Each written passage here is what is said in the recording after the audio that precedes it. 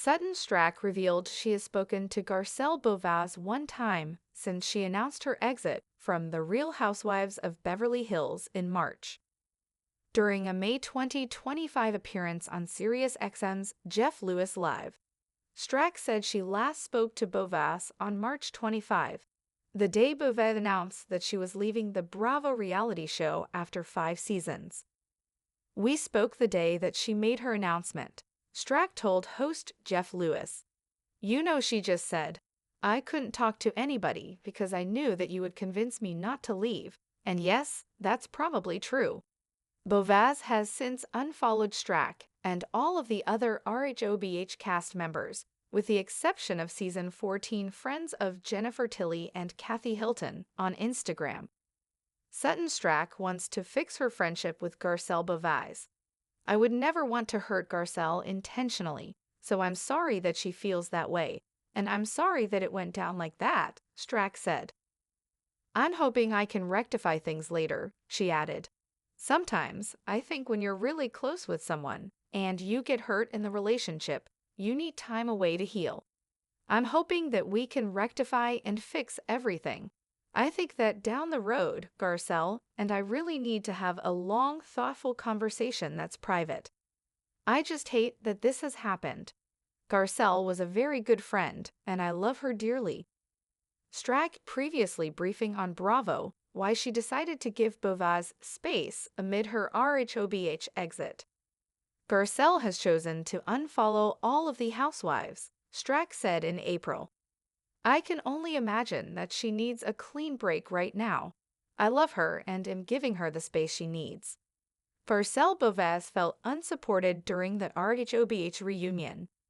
In late February, Beauvais walked out of the rhobh reunion taping without posing for a cast photo. "I'm out," she said as she walked off stage following the reunion taping. Backstage, she told production she wanted the cameras off of her. "I'm not doing this anymore. I don't want cameras here," she said. "And I never say I don't want cameras. I'm always a team player. But there's no team. Everybody jumped at me, and I felt like I was on an island by myself," she said of what went down during the reunion.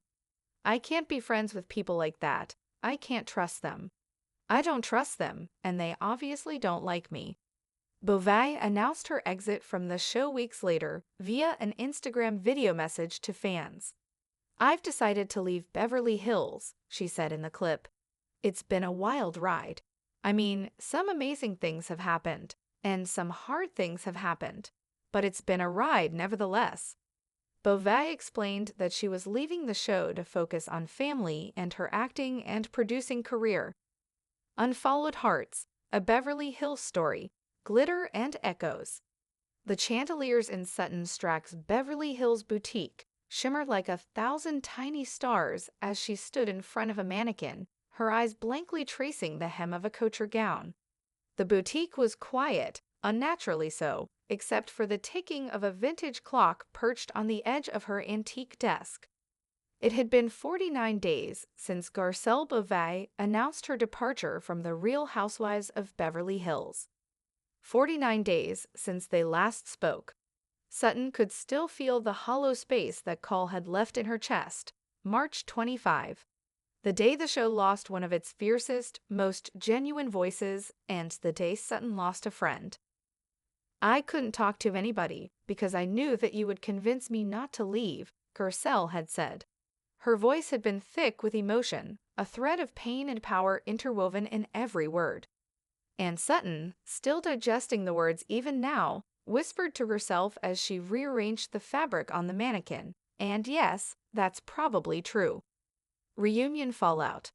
Backstage at the rhobh reunion in late February, the air had been charged, static with nerves, spite, and sparkle. Garcelle had entered the room with her usual grace, but Sutton saw something in her eyes she hadn't seen before. Distance. Throughout the taping, Sutton tried, subtly, silently, to defend her friend, to send affirming glances across the table while chaos unfolded. But in truth, she hadn't said enough. No one had. "Everybody jumped at me," Garcelle had said later. "I felt like I was on an island." Sutton's stomach twisted at the memory. She had seen it happening, each verbal jab, each deflection, and she'd sat frozen, stunned, silenced by the noise. And then, just like that, Garcelle had walked off the stage. No cast photo, no fake smiles. "I'm out," she had said. Final, fatal. The Instagram scar. Weeks passed, and Sutton told herself she was giving Garcelle space. When Garcelle unfollowed the entire cast, including Sutton, it felt like a slap. A digital one, but it stung just as sharply. Except Garcelle hadn't unfollowed everyone.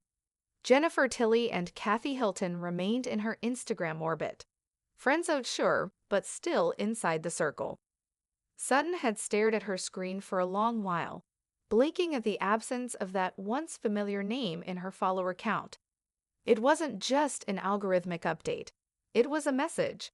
One that read, "You're no longer safe. No longer trusted." Jeff Lewis and Truth Serum. May 2025. Sutton sat in the SiriusXM studio, legs crossed, channel draped neatly over her shoulders. Jeff Lewis leaned in across the mic, eyes lit with curiosity. "When's the last time you spoke to Garcelle?" Sutton hesitated, just long enough to signal that the answer mattered. "March 25, she finally said. The day she made her announcement. Her voice cracked ever so slightly. Not enough for the average listener to notice, but Sutton knew. She felt it in her throat, the jagged ache. "She said she couldn't talk to me before that," Sutton continued, "because she knew I'd convince her to stay." Jeff tilted his head. "Would you have tried?" "In a heartbeat," she said. "But I understand, I do." The apology back in her boutique that evening, Sutton typed in deleted messages on her phone. A draft in her Notes app read, "Garcelle, I would never want to hurt you. I'm so sorry it went down this way. You were a good friend, you still are to me. I hope we can talk.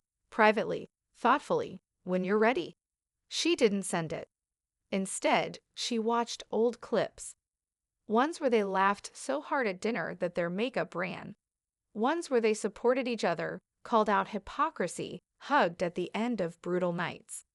And then she watched the clip of Garcelle's Instagram farewell. "It's been a wild ride," Garcelle had said. "Some amazing things happened, and some hard things. But it's been a ride nevertheless." Her eyes had been tired, her voice tinged with a peace that only came after pain. Garcelle's Island. Meanwhile, Garcelle sat in her Pacific Palisades home, curled on the couch with her son's head resting against her shoulder.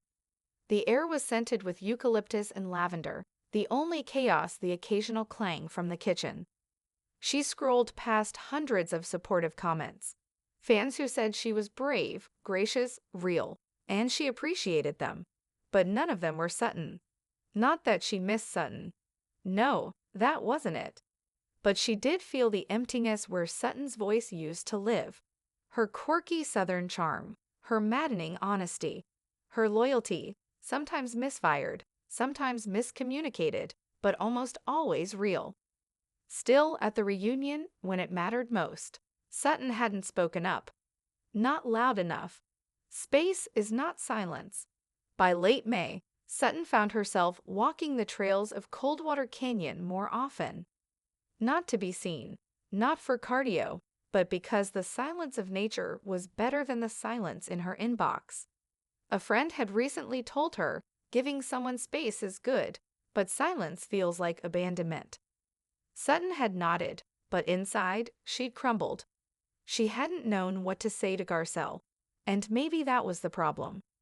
Jennifer's garden party. It was Jennifer Tilly who orchestrated it. Accidentally on purpose, she would later admit. A garden party, no cameras, no glam squads, just friends, and a guest list that happened to include both Sutton and Garcelle. Garcelle arrived first, in wide-leg cream trousers and a soft lilac blouse. Sutton came an hour later, her breath shallow as she approached the ivy-covered terrace. Their eyes met across a table set with porcelain teacups and peonies. It was the first time they had seen each other since March. Sutton swallowed hard. "Hi." Garcelle gave a small smile. "Hi." They sat in silence for several minutes, the others tactfully drifting away, giving them space. This time, the right kind. "I'm sorry," Sutton said finally. "For what?" "For not speaking up, for not calling after, for being scared." Garcelle looked down at her lap.